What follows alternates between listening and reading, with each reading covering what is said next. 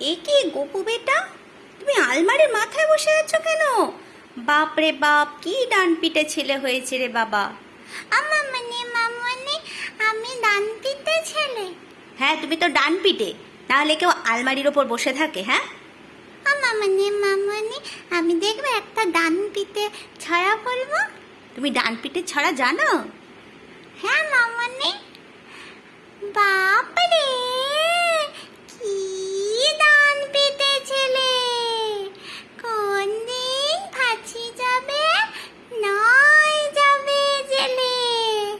একটা সে ভূত সেজে আঠা মেখে মুখে ঠাই ঠাই শিশি ভাঙে স্লেট দিয়ে ঠুকে।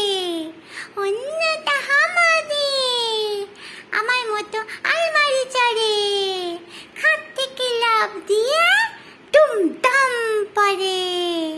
বাপরে কি ডান পিটে ছেলে।